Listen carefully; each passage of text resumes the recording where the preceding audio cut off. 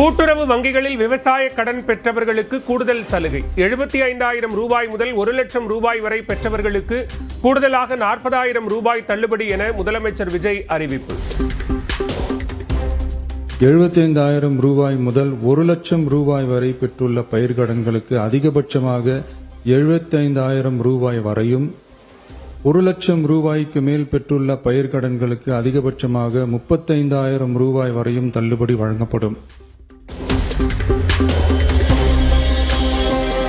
தள்ளுபடி செய்யப்படும் விவசாய கடனை கூட்டுறவு வங்கிகளுக்கு அரசு திருப்பிச் செலுத்துவதற்கான அவகாசம் 60 நாட்களாக குறைக்கப்பட்டுள்ளதாக முதலமைச்சர் விஜய் விளக்கம். கடந்த ஆட்சியில் 5 ஆண்டுகள் அவகாசம் இருந்ததையும் சுட்டிக்காட்டி பேச்சு. 2021 ஆண்டில் பயிர்க்கடன் தள்ளுபடி செய்யப்பட்ட தொகை 2021 முதல் 26 வரையான காலத்தில் அரசால் 12 தவணைகளாக கூட்டுறவு வங்கிகளுக்கு செலுத்தப்பட்டுள்ளது. ஆனால் அந்த கால அவகாசம் நமது அரசுக்கு தற்போது இல்லை. கடந்த 5 ஆண்டுகளில் தமிழ்நாட்டில் போதைப் பொருள் பரவி கிடந்ததாக அமைச்சர் நிர்மல்குமார் பேச்சு.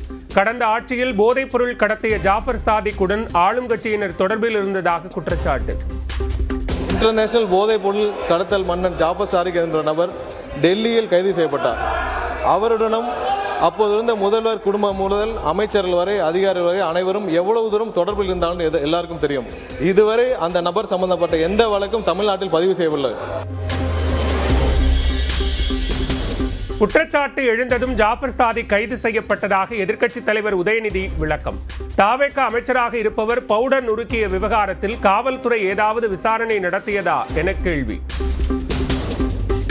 நடவடிக்கை எடுக்கப்பட்டிருக்கேன் கூட ஆட்சியில். நாங்க கேட்கறது ஏன் உங்க ஆட்சி நடவடிக்கை எடுக்க மாட்டேங்கிறீங்க அப்படிங்கறத நாங்க கேட்கிறோம். அமைச்சர் அவர்கள் ஒரு போட்டோவை காட்டினாரு, இன்னொரு வீடியோ ஒன்று இருக்கு, எல்லாருமே பார்த்தாங்க. ஒட்டுமொத்த இந்தியாவே பார்த்து உலகம் முழுக்க பார்த்தாங்க. இருக்கக்கூடிய அமைச்சர் ஒருத்தர் போதைப் பொருள் பவுடராக நுணுக்கி அதை என்ன பண்ணாருங்கிறத விளக்கம் கொடுத்துட்டார். போதும், அது விளக்கம் கொடுக்கவே இல்லை. விளக்கம் கொடுத்துட்டார், முடிஞ்சு போச்சு. அதை பற்றி பேச வேணாம். IPL போட்டியின் போது நடந்தது குறித்து ஏற்கனவே விளக்கம் அளித்து விட்டதாக அமைச்சர் சரத்குமார் விளக்கம். போதைப் பொருள் என்றால் திமுக ஆட்சியில் மைதான வாசலில் போதைப் பொருள் விற்றார்களா என கேள்வி. அதாவது ஸ்டேடியம்ல இருந்து இந்த மாதிரி நடந்ததுக்கான விளக்கத்தை ஆல்ரெடி அளித்தாச்சு. அதுல அவங்களுக்கு பல்வேறு முரண்பாடுகள் இருக்கலாம், பல்வேறு கருத்துக்கள் இருக்கலாம். அப்படி இவங்க சொல்றாங்கன்னா அந்த சமயத்துல திராவிட முன்னேற்ற கழகத்தின் ஆட்சி தான் நடந்தது. அப்போ ஸ்டேடியம் வாசல்ல இருந்து இவங்க எல்லாம் அந்த மாதிரியான போதைப் பொருள் வித்தாங்கன்னு சொல்லி ஒத்துக்கிறாங்களா? அப்போ திமுக ஆட்சியில் போதைப் பொருள் தடுப்பை சரியாக செய்யவில்லை என்றால் அப்போதைய காவல் அதிகாரி அமல்ராஜை தற்போது ஆணையராக நியமித்தது ஏன் என்று உதயநிதி கேள்வி. ஆட்சியில போதைப் பொருளை தடுக்கிற செயல்பாடுகள் சரியா நடக்கல அப்படின்னு இந்த அரசு எங்களை குற்றம் சாட்டுச்சுன்னா நான் உங்ககிட்ட கேட்க வேண்டிய கேள்வி, அப்புறம் என்னத்துக்கு அந்த அவ்வளவு பெரிய அதிகாரிய இப்போ இவ்வளவு முக்கியத்துவம் வாய்ந்த சென்னை மாநகராட்சி ஆணையர் பொறுப்புல பெற்றிருக்கீங்க என்ற கேள்வி இந்த அரசுக்கு வைக்கிறேன். கடந்த ஓராண்டாக போதைப் பொருள் ஒழிப்பில் சிறப்பாக செயல்பட்ட காவலர்களுக்குத்தான் முதலமைச்சர் தற்போது விருது வழங்கி இருப்பதாகவும் பேச்சு. போதைப் பொருள் ஒழிப்பு மற்றும் சட்டவிரோத கடத்தல் தடுப்பு நடவடிக்கையை சிறப்பா மேற்கொண்டதற்காக கடந்த ஒரு வருடமாக சிறப்பா பணியாற்றியதற்காக 15 காவல்துறை அதிகாரிகள் மற்றும் காவலர்களுக்கு முதலமைச்சர் அவர்களே விருது கொடுத்திருக்கிறாங்க. அந்த 15 காவலர்களுமே எங்களுடைய ஆட்சி காலத்துல பல்வேறு வழக்குகள்ல போதைப் பொருள் ஒழிப்பு நடவடிக்கையை சிறப்பா மேற்கொண்டவங்கன்னு இன்னைக்கு அரசு அறிக்கை கொடுத்திருக்கு. சட்டப்பேரவையில் முன்னாள் முதல்வர் கருணாநிதியின் பெயரை சொல்லி வனத்துறை அமைச்சர் ரஞ்சித்குமார் பேசியதற்கு திமுகவினர் எதிர்ப்பு. பணம் கொடுக்கிற அந்த திட்டத்தை அவர் அடுக்கடுக்கா சொல்லிட்டு வந்தாரு. அவர் கருணாநிதி, நம்முடைய முன்னாள் முதல்வர் கருணாநிதி பத்தி அடுக்கு மொழியில சொல்லிட்டு வந்தாங்க. சாரி கேட்ட முதலமைச்சர் விஜய். உங்க தலைவரோட பேரை மென்ஷன் பண்ணி பேசுனது தவறுதான். அவர் சார்பா நான் சாரி கேட்டேன்.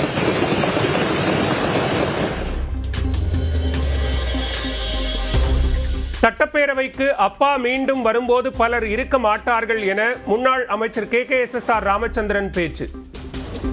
அந்த ஆட்சி மீண்டும் வரும். அப்படி வருகிற நேரத்தில் நீங்கள் கோபித்துக் கொள்ளக்கூடாது. அப்பாவை காணும் என்று சொல்கிறீர்கள். அவர் வருகிற நேரத்தில் பல பேர் நீங்கள் இங்கே இருக்க மாட்டீர்கள். திமுக இனி என்றைக்கும் ஆட்சிக்கு வராது என அமைச்சர் செங்கோட்டையன் பதில். இந்த ஆட்சி மீண்டும் வரும் என்று சொன்னீர்கள். என்றைக்கும் உங்கள் ஆட்சி வராது. நம்முடைய தமிழக முதலமைச்சர் வெற்றி தளபதி இருக்கும் வரை உங்கள் தலை தூக்க முடியாது தமிழ்நாட்டில். முதலமைச்சர் விஜய் தலைமையிலான தாவேக அரசு பொறுப்பேற்று 100 நாட்கள் நிறைவு. ஒரு யுகத்திற்கான மக்களின் மனசாட்சி என முதலமைச்சர் விஜய் பெருமிதம். பெண்கள் பாதுகாப்பு ரொம்ப ஸ்ட்ரிக்டா வச்சிருப்பேன். போதைப் பொருள் கலாச்சாரம், நம்ம பசங்களை அதிலிருந்து காப்பாற்ற வேண்டியது நம்ம அரசனுடைய பொறுப்பு. கல்வி, ரேஷன், மருத்துவம், குடிநீர், பஸ் வசதி, இந்த மாதிரி விஷயங்கள்ல தான் என்னுடைய முதல் கவனம். இது உங்களுடைய ஆட்சி, உங்களுக்கு அதுல எந்த விதமான சந்தேகமும் வேணாம்.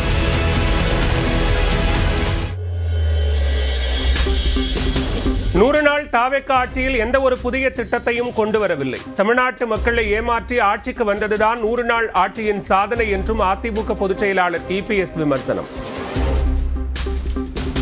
100 நாள் தமிழக வெற்றி கழக ஆட்சியில எந்த ஒரு பெரிய புதிய திட்டமும் கொண்டு வரல, அறிவிக்கவும் இல்லை. தமிழக மக்களை ஏமாற்றி ஆட்சிக்கு வந்ததுதான் அந்த 100 நாள் ஆட்சி, 100 நாள் ஆட்சியுடைய சாதனை. தாவேக ஆட்சி 100 நாட்கள் கடந்துள்ளதே தவிர அதில் வேறு ஒன்றும் இல்லை என தேமுதிக பொதுச் செயலாளர் பிரேமலதா விஜயகாந்த் பேட்டி. ஓட்டு போட்டு ஆட்சியை கொண்டு வந்த இளைஞர்களின் எதிர்காலம் கேள்விக்குறியாகி இருப்பதாகவும் விமர்சனம். நடந்திருக்குது, அவ்வளவுதான். வேற என்ன பார்க்கணும், ஒண்ணும் இல்லையே. மாற்றம் நாங்க அதே தான் நடந்துகிட்டு இருக்கு. எந்த மாற்றமும் எனக்கு தெரியல. முதலமைச்சர் வரும்போது எழுந்து நின்று மரியாதை அளிக்கும் கண்ணியத்தை எதிர்க்கட்சி தலைவருக்கு சொல்லிக் கொடுக்க வேண்டும் என அமைச்சர் ரமேஷ் பேச்சு. மாண்புமிகு முதலமைச்சர் அவர்கள் அவைக்குள்ளே வரும் பொழுது அமர்ந்திருக்கக்கூடிய எதிர்க்கட்சி தலைவருக்கு அந்த கண்ணியத்தை சொல்லிக் கொடுத்து 8 கோடி மக்களின் முதலமைச்சருக்கு அந்த மரியாதையை தர வேண்டும் என்ற கண்ணியத்தை சொல்லித்தர வேண்டும் என்பதை பேரவைத் தலைவர் வாயிலாக தெரிவித்துக் கொள்கிறேன். எதிர்க்கட்சி தலைவருக்கு கற்றுக் கொடுக்க வேண்டும் என்று பேசுவது அவசியமில்லாதது என முன்னாள் அமைச்சர் KN நேரு பதில். நம்முடைய முன்னாள் முதலமைச்சர் அவர்கள் இருக்கிற போது, அவர் வருகிற போது எதிர்க்கட்சியில் இருக்கிற தலைவர் எழுந்ததில்லை. இல்ல, கொஞ்சம் எழுந்ததில்லை. எனவே அது ஒரு குற்றக்குறையாக அல்ல, அவரவருடைய எண்ணம், அவருடைய நடைமுறை, அதானே தவிர அது சொன்னபோது அது சொன்னது வரைக்கும் நாங்கள் அதில் ஒன்றும் இல்லை. ஆனால் எதிர்க்கட்சி தலைவர் கற்றுக் கொடுக்க வேண்டும் என்றெல்லாம் அவர் சொல்ல வேண்டிய அவசியம் இல்லை. அதான் விஷயம்.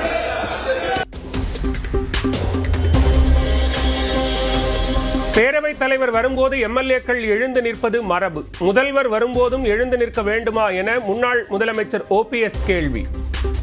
பேரவைத் தலைவர் அவர்கள் வரும்போது கட்சி வித்தியாசமின்றி அனைத்து உறுப்பினர்களும் எழுந்து நிற்பது காலங்காலமாக கடைபிடிக்கப்பட்டு வருகின்ற மரபு. அதே நேரத்தில் புதிய மரபாக மாண்புமிகு முதலமைச்சர் வரும்பொழுது எழுந்து நிற்க வேண்டும் என்றால் இந்த அவைக்குள் மாண்புமிகு எதிர்க்கட்சி தலைவர் அவர்கள் வரும்போதும் அனைத்து உறுப்பினர்களும் எழுந்து நிற்க வேண்டுமா? முதலமைச்சர் எதிர்க்கட்சி தலைவர் வரும்போது எழுந்து நின்று மரியாதை செலுத்துவது கட்டாயம் அல்ல. எழுந்து நிற்கும்படி MLAக்களை கட்டாயப்படுத்த முடியாது என்றும் சபாநாயகர் JCD பிரபாகர் விளக்கம். வருகிற போது, எதிர்க்கட்சி வருகிற போது எழுந்து நின்று மரியாதை தெரிவிக்க வேண்டும் என்பது கட்டாயம் அல்ல. அவரோடு கொடுக்க வேண்டிய மரியாதையை தங்கள் மனதிற்கு ஏற்ப அவர் கொடுப்பது அவருடைய உரிமை, அதன்படி செய்து கொள்ளலாம். ஊழல் தொடர்பாக தாவேக திமுக அதிமுக இடையே நீண்ட நேர விவாதம். அனைவருக்கும் சுகர் இருப்பதால் எப்போது முடிப்பீர்கள் என முன்னாள் முதலமைச்சர் O பன்னீர்செல்வம் கலகலப்பு. 3:30 ஆரம்பிச்சவர் 52 நிமிஷம் ஆச்சு. சொல்லியாச்சு. எவ்வளவு இங்க நிறைய பேருக்கு சுகர் இருக்கு, பூரா அப்படியே மயங்கி கீழே விழுகிறாங்க. நான் உள்பட்டேன்னு சொல்லுகிறேன்.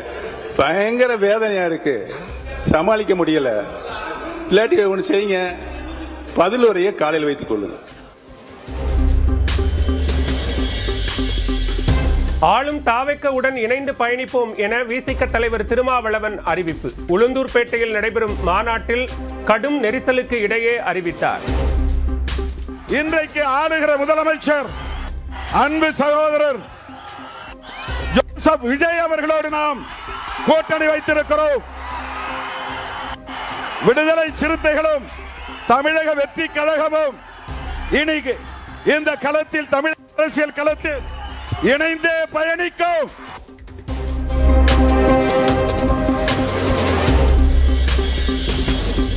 பாஜகவின் மகளிரணி தலைவர் பொறுப்பிலிருந்து வானதி நீக்கப்பட்டு புதிய தலைவராக சத்தீஸ்கரைச் சேர்ந்த ரூப்குமாரி சௌத்ரி நியமனம். தகவல் தொழில்நுட்ப பிரிவு தலைவர் பொறுப்பிலிருந்து அமித் மாளவியாவை நீக்கி தீபக் மாஸ்தியை நியமித்தது பாஜக.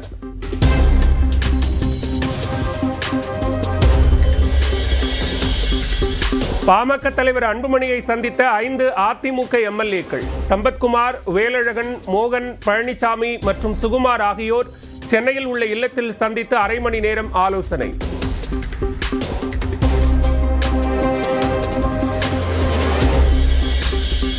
ஜனநாயகன் படத்தில் பாப்பாப்பட்டி கிராம உள்ளாட்சி தேர்தல் குறித்து தவறாக சித்தரிக்கப்பட்டுள்ளதாக கூறி தொடர்ந்த வழக்கு முடித்து வைப்பு. சினிமா படங்களில் கற்பனையை தவிர்க்க முடியாதது என கூறி முடித்து வைத்த உயர்நீதிமன்ற மதுரை கிளை நீதிபதிகள்.